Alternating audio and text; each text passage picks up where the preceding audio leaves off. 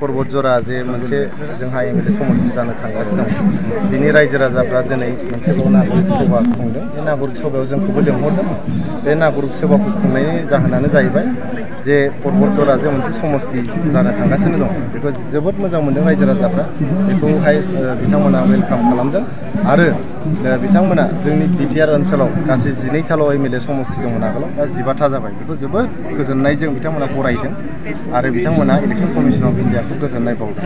दा बाथ्राया जाहैबाय जोंनि बिटिआर ओनसोलाव मोननै लकसभा समष्टि जों डिमान्ड होदोंमोन।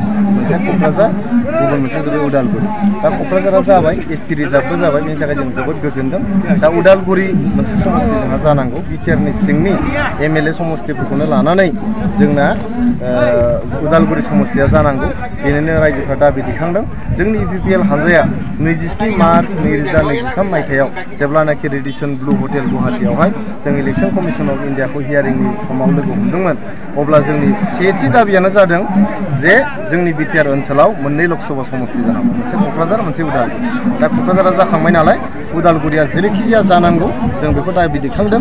जोङो बेखौ लिरनानै इलेक्शन कमिशन अफ इन्डियानो होगोन आरो जों दिल्लीयाव थांनानै लोगो हमहैगोन बिथांमोनखौ आरो उदालगुरि मोनसे समष्टि जाथारनांगौ होननानै जोङो दाबि दैखांदों। जौ लोंनानै बिथाङा मेम'रेन्डाम होदोंमोन जे पर्बतजरा आरो गसाइगाव समष्टियाबो रिजार्भ जानांगौ होननानै। जौ जेब्लानाखि फेगाबाय होमबा बिथांमोना बे मेम'रेन्डामखौ बोखारनानै लाफिनबाय। नङाबालाय मोनसे रेसपन्सिबल पलिटिकेल पार्टिया, मोनसे एथ' दायित्व गोनां मोनसे राजनितिक हान्जाया साना हौवा मेम'रेन्डामखौ लिरनानै माबोरै होखो?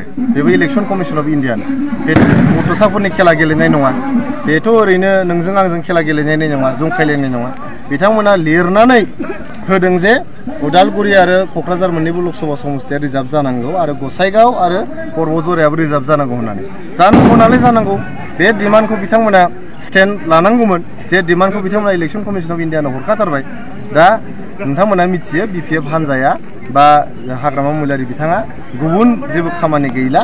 दा बेबायदिनो गायनाय फुनाय समाव रायजो राजाफोरखौ आन्दलन खालामनो लांनानै थगायफ्लानानै मोनसे मेम'रेन्डाम होयो आरो बिनि अखानायै बेखौ बोखांनानै लाखियो। जौ फेनानै लिरनानै मोनसे मेम'रेन्डाम होयो आरो जौआ गाबफिनबा बे मेम'रेन्डामखौ बोखारनानै लायो। बेबायदिजोंथ' आरो रायजो राजाफोरखौ थगायनो हानाय सम गैला। रायजो राजाफ्राबो दिनै रोंनाय रानाय जाबाय। रायजो राजाफ्रा बुजिनो हानाय जाबाय। बयबो मिथिनो हानाय जाबाय। 17 बोसोर जेसेबां थगायनानै जाबाय आरो थगायनानै जानायनि सम गैला दा।